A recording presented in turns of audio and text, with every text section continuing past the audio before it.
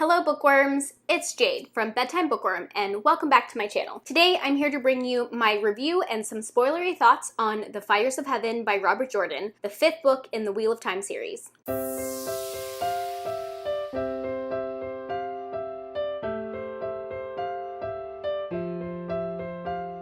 Before I get started on my review, I want to give you a quick explanation of how this video is set up. This is quite a long video, so I have included timestamps in the description box, so feel free to jump to whatever sections of the video you're most interested in seeing. After this explanation, the video is going to start with a non-spoiler review of the book. If you haven't read it yet and you're looking for some quick, vague, overall thoughts on the book, then that is the section of the video that you want to stick to. What I've done for the spoilery section of the video is I split the book up into 4 different sections, and these 4 different sections match up with the 4 sections that are on the Wad-Along discussion boards. This is the first time you're hearing about the Wad-Along. It is a Wheel of Time read-along that I am co-hosting with Roya from Unicorn Hunter Books. I will link Roya's channel along with our Goodreads group down in the description box. Each month we're reading a book and having a live show, but we also have these Goodreads discussion boards where people can follow along at their own pace. The discussion boards are spoilery, so to make that work, we split each book into 4 different sections, and that way you can discuss spoilery thoughts on each section as you go along. So I made the spoiler section of this video to mirror that. After I finished the section, I sat down and I discussed all the things in that section that I found to be interesting. The spoilery section of this video is going to be ideal for people who have already read the book and want to know some of my spoiler thoughts about it, or even for people who are looking for a recap of what happened in this book. I didn't touch on every single thing that happens because then the video would have been even longer than what it is. If you are looking for a more detailed recap of what happened, I recommend checking out the tarvalon.library.net website. The last way that you can use the spoiler section of the video is to read a section and then watch my spoilery thoughts on that section and kind of watch as you read along. Okay, hopefully that explanation of how this video is set up made sense to you, and let's get started on my non-spoiler review. I want to start by saying that this was a reread for me. While I haven't read this series in its entirety yet, I have read parts of the series a few times, and this series is a favorite of mine, so in that sense I'm a little bit biased in my review because I already love this series. This book in general has a lot of traveling going on. I think especially in the first half, the pacing is a bit slower than what we might have been used to prior to this book.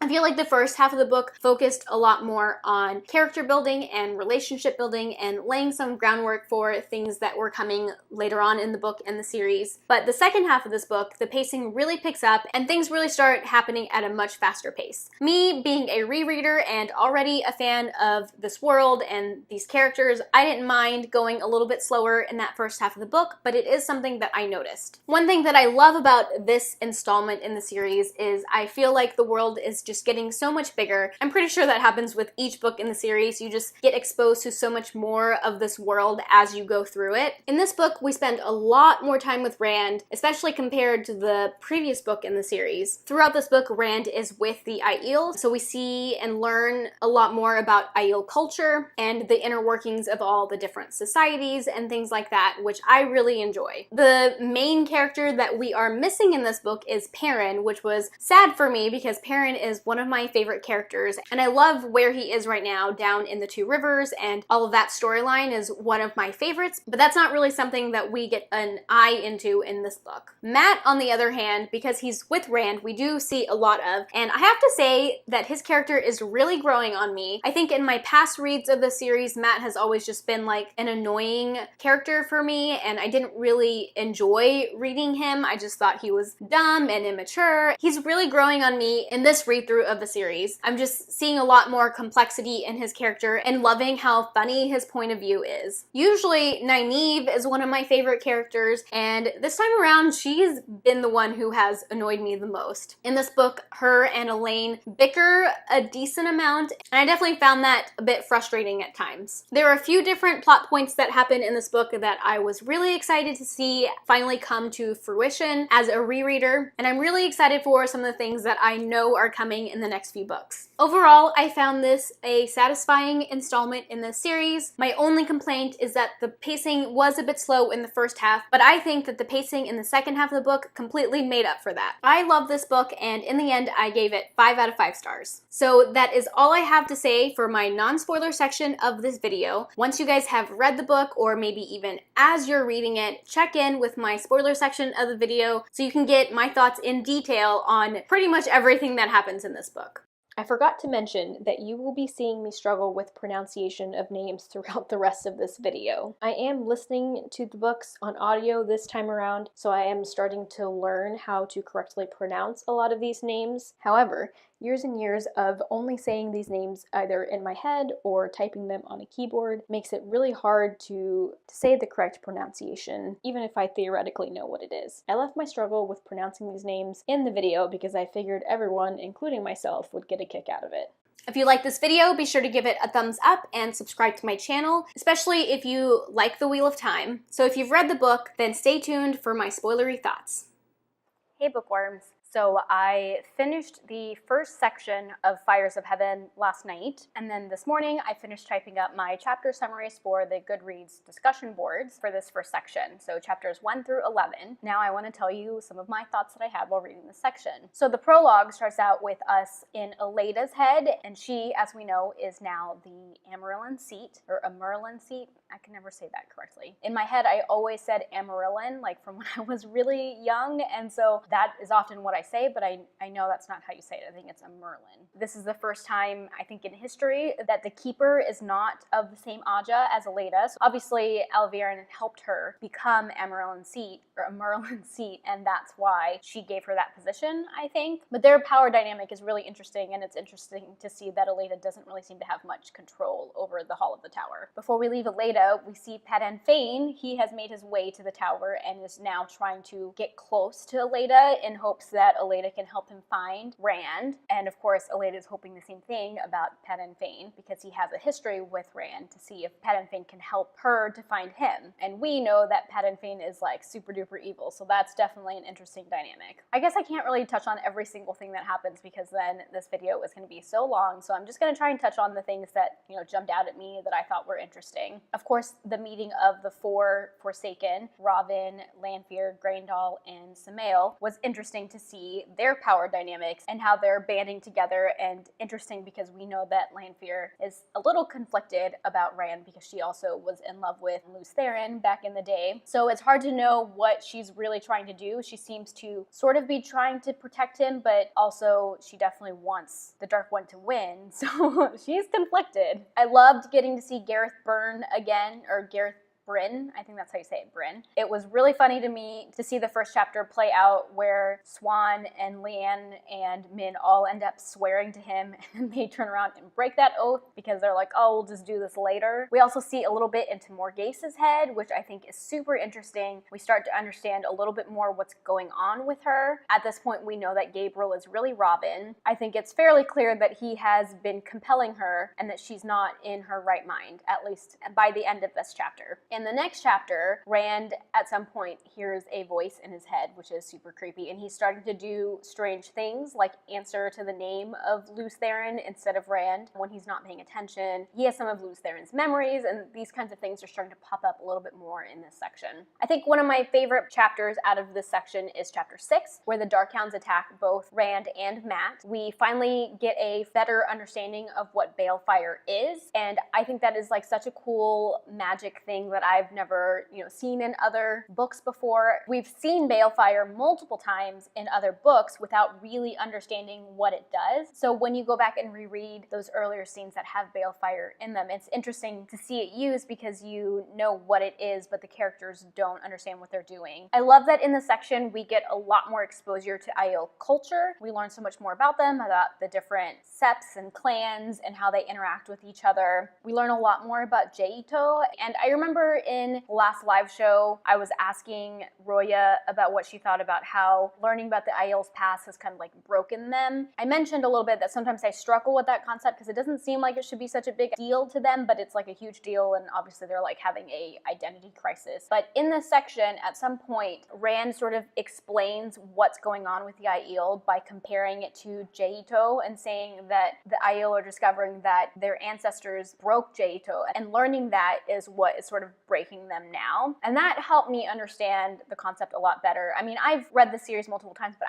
I still learn things sometimes, or I'm reminded of things. There's, details that you don't always pick up the first time or the second time or the third time that you read something, at least in this series. One of the reasons why I love this series. But yeah, his explanation of how them finding about their past and their ancestors, breaking their promise to the Aes Sedai, how that fits in with Jehito really clarified some of that for me. And then we also have Moraine and how she is really struggling with Rand, trying to get him to listen to her. He doesn't want to listen to her at all because he thinks she's always trying to take advantage of him. She always has her own motives. And at some point he says he even trusts Asmodean more than Moraine, which to me is like mind-blowing. I personally love Moraine. She's supposed to be a little bit more of a gray character, but from the beginning, I've always been pro Moraine and have always been like, Rand, why are you not sharing more of your thoughts with her? Why do you not listen to her? She's obviously like wise and has good information for you. Like, I've always totally trusted Moraine. I understand why Rand doesn't. And then at the point where she swears to him that she will do whatever he says, that was definitely a jaw-dropping moment. I mean, when I first read it, it was pretty jaw-dropping because that's very not Moraine-like. And obviously it's even concerning Lan because he's like, what are you doing? Why are you so desperate to get him to listen to you? And then we spend a little bit of time with Elaine and Nynaeve and Tom and Julian. When Nynaeve finds this person that she thinks is working with the Yellow Aja, and they drink that tea that knocks them out, I'm just like, oh my gosh, how many times do you have to drink bad tea before you know not to trust strangers? It does seem silly that that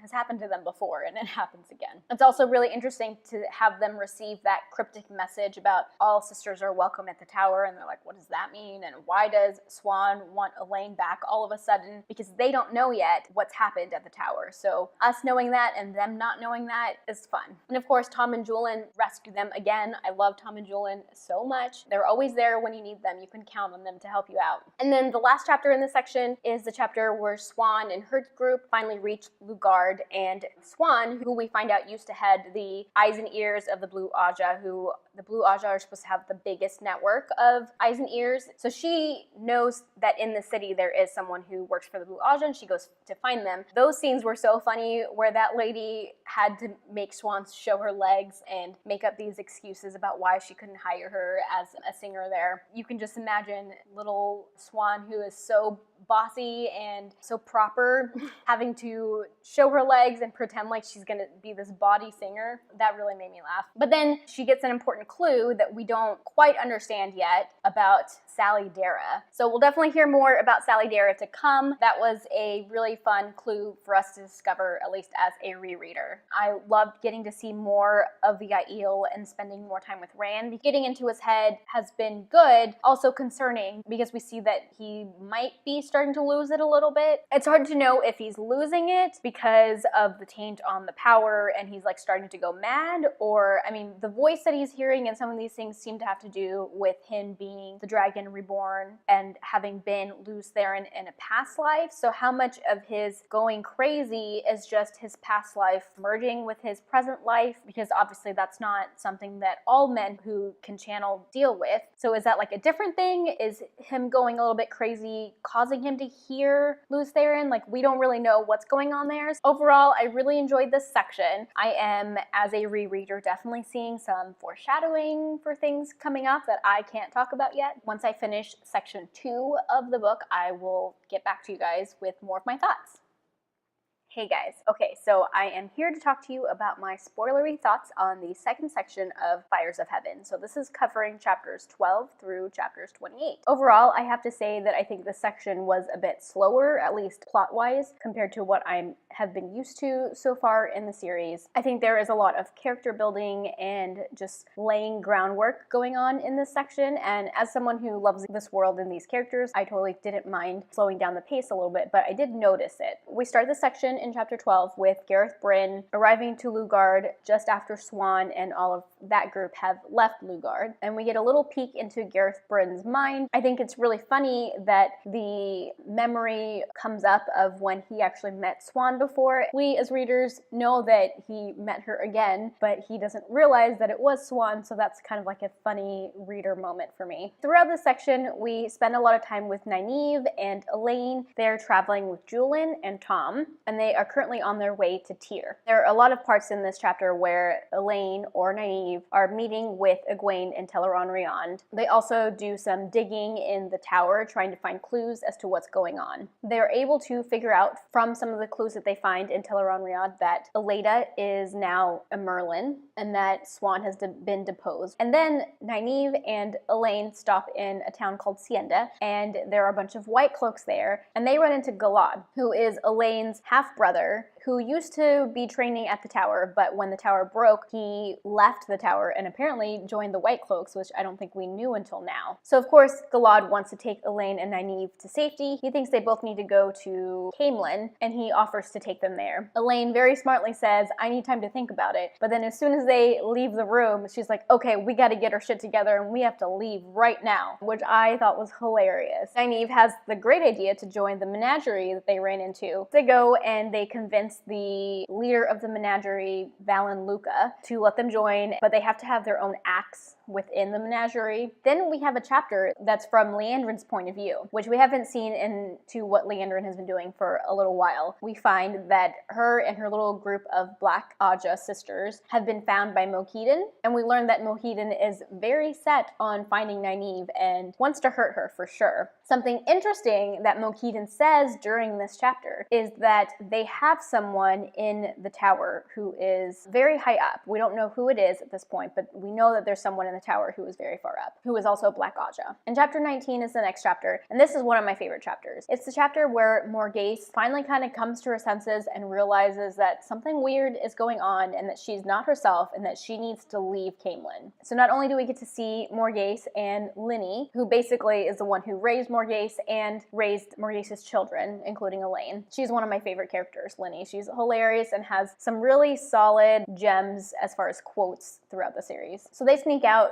along with Talonvor's help, and he is another character that I really like. And of course, they go and meet Basil Gill, who is an innkeeper from, I think, the first book, or maybe the second, but I think it was the first one. So he's an older character that we get reintroduced to, and I am really excited for his upcoming role in the series in this storyline. And then at the end of chapter 19, we meet up with Padan Thane, and he is sneaking into a room in the tower to get his hands on that dagger from Shadar Logoth. He is tied to this dagger and can feel it wherever it is and is constantly needing to get it back. He also accidentally kills an Accepted, or I guess not accidentally, but she finds him and he kills her using the dagger. So we get another example of how dangerous this dagger can be. And then a really cool reveal happens. Alvierne finds him in there and lets him go. And that's how we learn that Alvierne is the Black Aja sister that Mohidan was just talking about in the chapter before. So that was a pretty cool reveal that I was excited to get to. This is one of those reveals that when you go back and you reread the series, because Alvierne had been in the series earlier, in earlier books, in earlier scenes, you can go back and see like all of her appearances in the book with a different light now that you know that she's really Black Aja. And I love that about the series. And then we move over to Rand, who is making his way towards the spine of the world, and the Shido are just creating so much trouble for him and like killing and pillaging on their way and giving all Aiel a bad name, which is so frustrating. We have some stuff between Rand and Aviendha going on. Aviendha gives him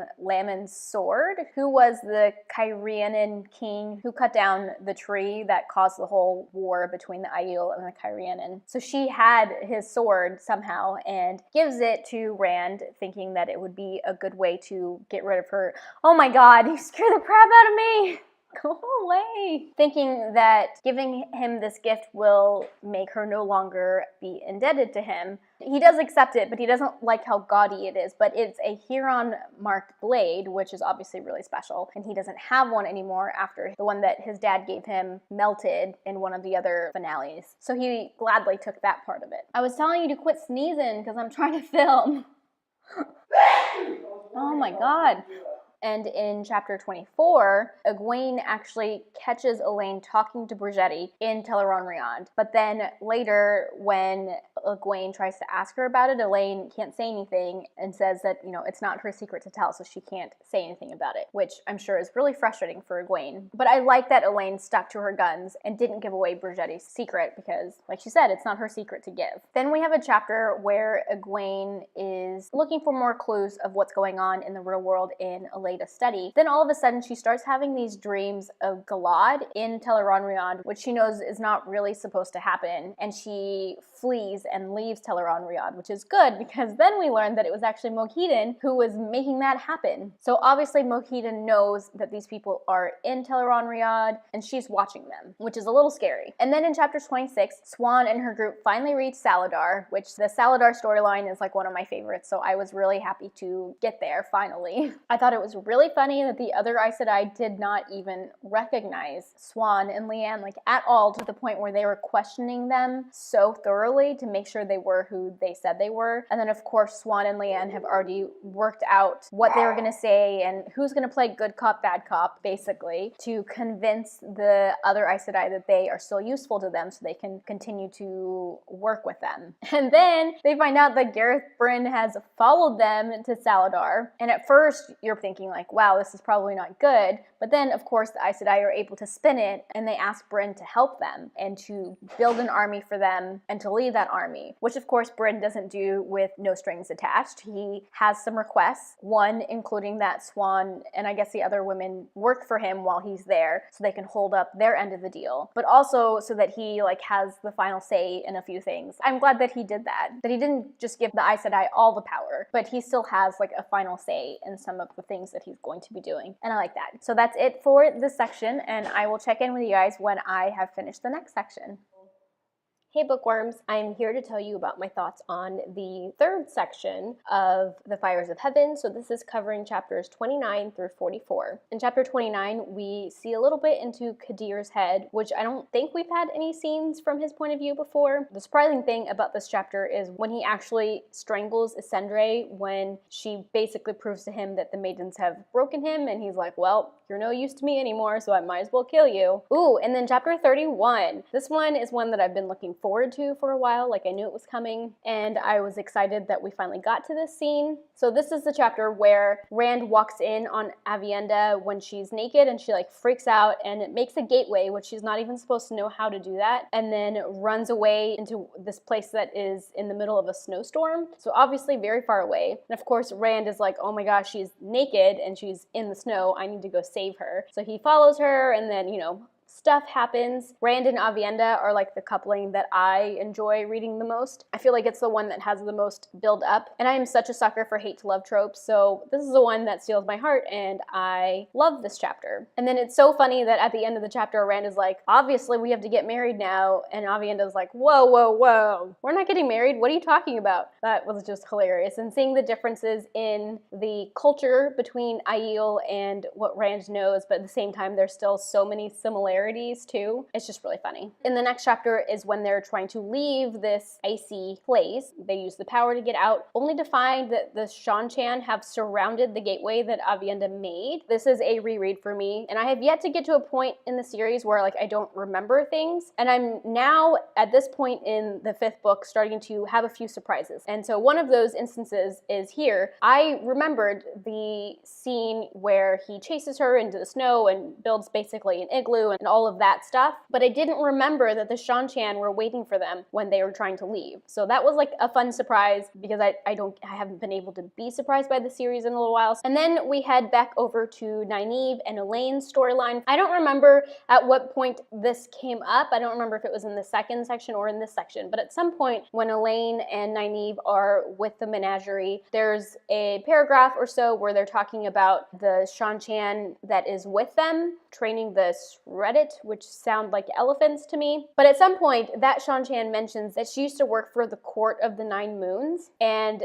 that is like a little hint about Matt's future, because he was told in the Red Door frame that he was going to marry the daughter of the Nine Moons, and he doesn't know what that means. He has been asking every woman he gets with, including the Aiel that he's been with for a little while when he's with Rand, if she knows anything about the daughter of the Nine Moons, and everyone's like, I don't know what you're talking about, you're crazy. crazy. So we get a little hint at who that person might be. And then in this section, Nynaeve goes into Teleron Riyadh because she really wants to talk to Brigitta, and Brigitta takes her to see a meeting of 5 different Forsaken, including Mogadine. And then they spy on them for a little bit, and then they leave thinking that they weren't caught. But Mogadine follows them, and then they get into like this fight, and basically Mogadine gets shot by Brigitta with an arrow, and she runs away. Before she runs away, she basically rips Brigitta from Teleron Riyadh. Brigitta shows up in the real world, and she hasn't been reborn. She's just been ripped out of the pattern. She's really weak, and the only way to save her life is for Elaine to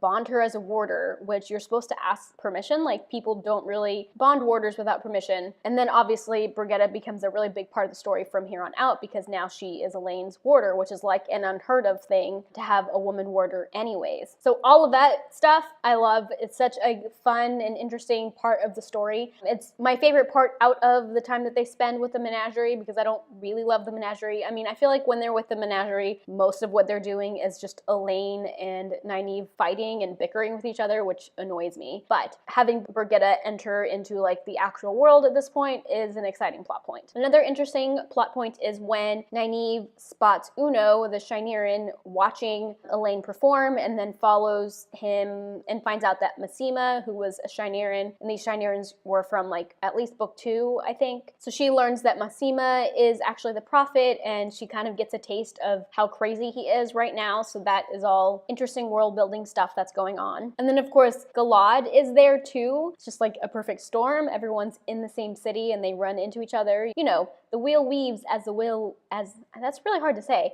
The wheel weaves as the wheel will. I guess I've never had to say that out loud before. I only type it. So now Nynaeve has been able to get not only the prophet to be looking for a riverboat for them, but also Galad is going to help them find one, and the Shinerin. So she's got everyone working on the problem. But, oh, of course, Galad happens to mention Saladar, and that rings a bell to Nynaeve, and she's like, oh yeah, that is where we need to go. They have realized where the Blues are meeting and are going to try to get there. And then the rest of the chapters are all about Rand and the battle to win Kyrianen,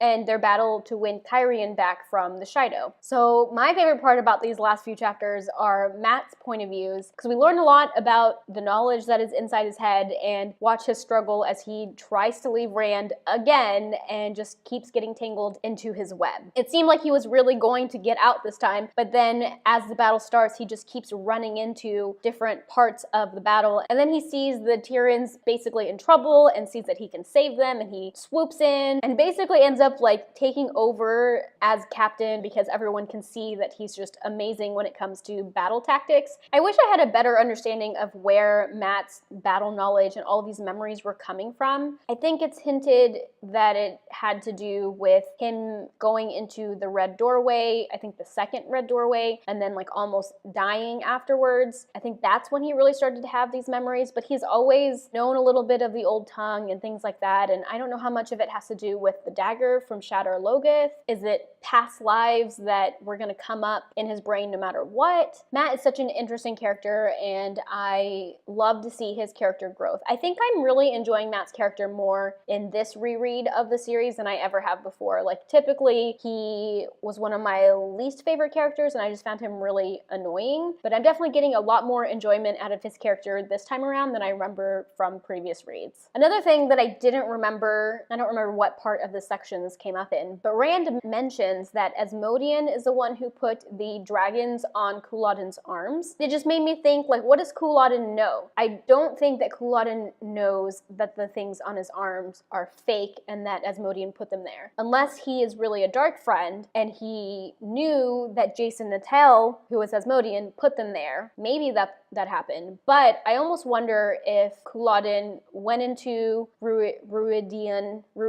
Ruidian and came out the other side with these things on him, maybe he really does think he's the dragon. I don't know. It made me wonder about that. And the other thing that I'm wondering about is when Rand is attacking Kyrian and then he starts being attacked back, his very first instinct is to think that Asmodean is the one who is attacking him, and then he comes to the conclusion that it's Samael. And I'm just wondering, like, how is he so sure that it's Samael? Like, I get that it's not Asmodean. Asmodean is shielded and wouldn't have the strength to do what was going on with Saidin at that point, but how is he so sure that it's Samael? I don't know if I missed something. It seemed like he just jumped from one to the other, and I didn't understand how he knew. Maybe it's just based on, like, personality, and he thinks that's the type of thing that Samael would do. He just seemed so sure, and I didn't understand why he was so sure. This section ends at a very convenient spot, like right after the battle, and Rand wins the battle, which he couldn't have done without Matt's help, of course. I'm super excited about reading the last quarter of this book. The second section definitely was a bit slower for me, and parts of this section were slow as well. Once we get into Brigitta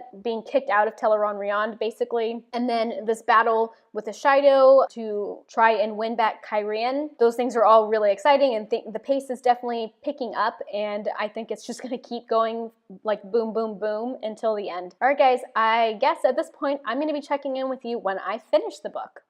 Hey bookworms! So I'm here to talk to you about the last section in The Fires of Heaven. So this is covering chapters 45 through 56. You guys, this ending, oh my gosh. Okay, I have so much I want to talk about. So the first chapter in the section that I really want to talk about is chapter 47. That is the chapter where Nynaeve and Elaine find out that a ship has been secured to them and they have inadvertently started a war, because by asking Galad and Massima both to try and find them a boat, they found them the same boat and then started fighting each other. The moment where Nynaeve realizes that this war that is breaking out is all her fault was so funny to me. And on the one hand, it's not a good thing. It's sad that a war has been started, but it's really funny to know that Nynaeve did this on accident.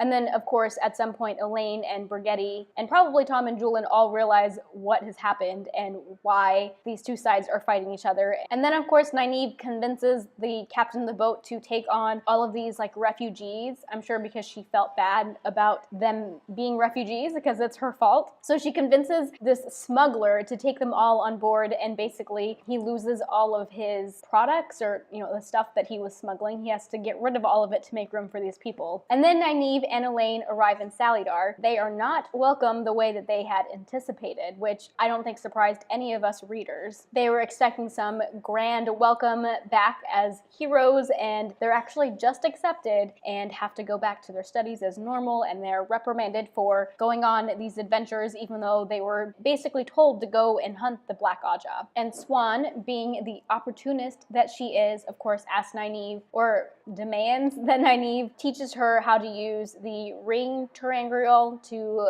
be able to go into Teleron-Riad, because you don't need to be able to channel to do that. And Nynaeve only agrees to do this if she can study Swan, because she wants to see if she can heal Stilling, which has never been done before. Oh, and then at the end of this chapter, chapter 50, we get not a reveal. I think there have been a lot of hints at it, and readers have probably put it together at this point. But Min finally reveals to Elaine her vision that she had, where basically she knows that 3 different women are going to fall in love with Rand, including herself and Elaine. She doesn't know who the third person is. We, as readers, know that third person is Avienda, and it's also really funny because Elaine says, oh, we have Avienda, taking care of Rand. Little does she know that she's the third woman. In the next chapter, Moraine delivers 2 letters that came from Tar Valon. One is from Eleda, written as the Merlin, basically with a bunch of demands for Rand, and the second letter is from Alviarin, who we at this point know that she is Black Aja, and she writes a super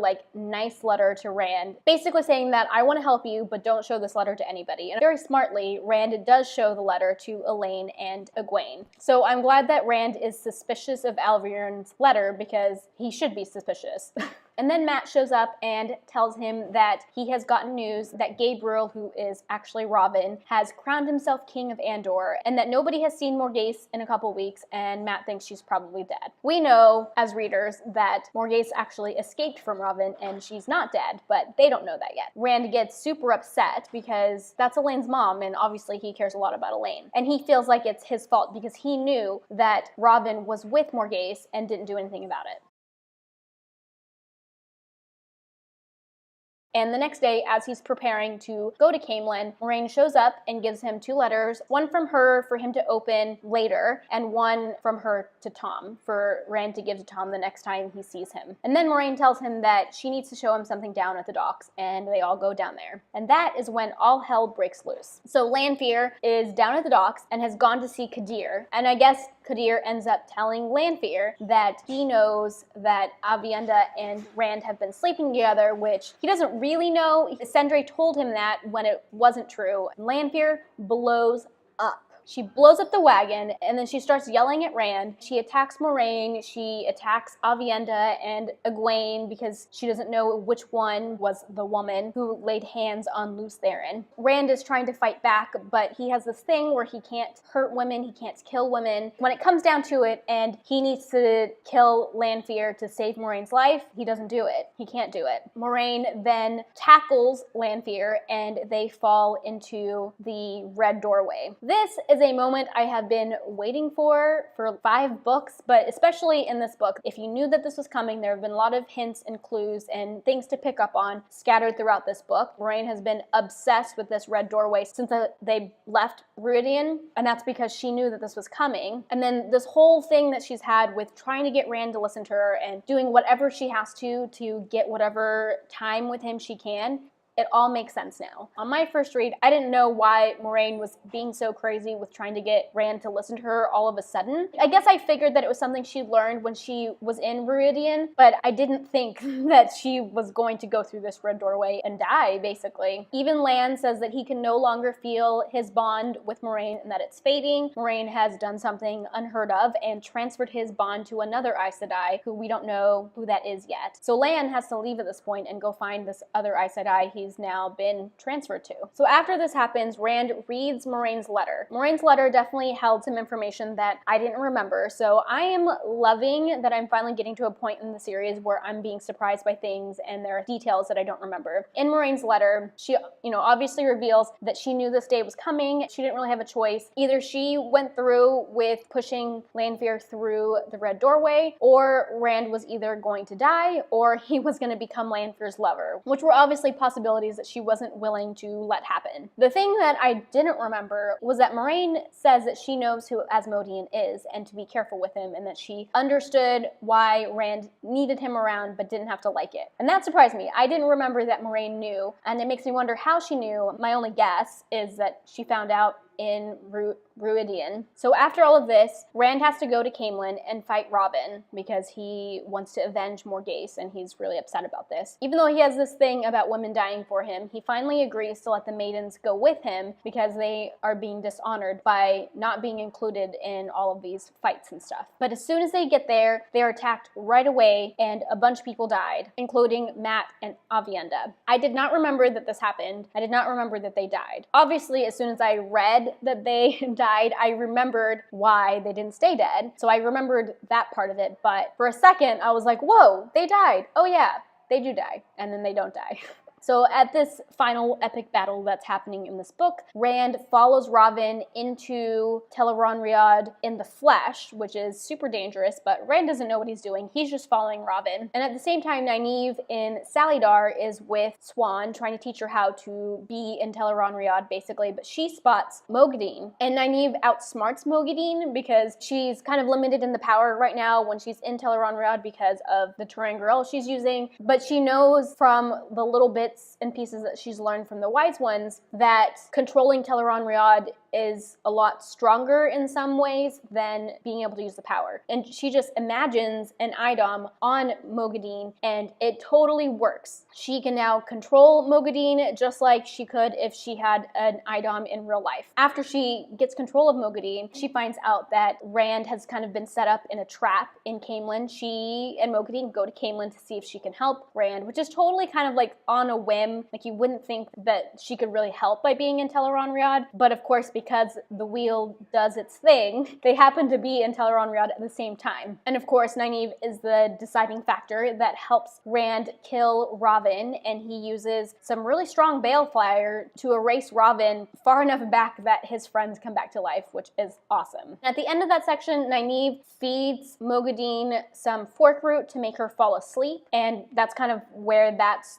thread is left for us. And then in the very last chapter of the section, after all the crazy, awesome battle stuff has happened, we have Davrin Bashir, who shows up and offers his army to Rand. And we have heard of Davrin Bashir before. So Davrin Bashir is Fail's dad and is the general to the Queen Tenobia of Saldea. So we've heard of this guy before, and now we get to meet him in the flesh. What's interesting is that Rand says, no, you can't have Mazrim tame. I need him for something. I know what that something is, and there have been hints in this book about what that something is. If you think you know, you should leave it down in the comment section, because that would be fun to see. We also have a quick little section from Asmodean. He is happy to be alive because he realizes that at some point in the battle he did die and came back, and he walks into a room. He recognizes someone who then turns around and kills him, and we don't know who that someone is. And then the very, very last section is Morghese. We have confirmation that Morghese is alive, in case anyone thought maybe she really was dead. No, it's confirmed. She's alive. She has arrived in Altara, and she's going to get her throne back, and that is so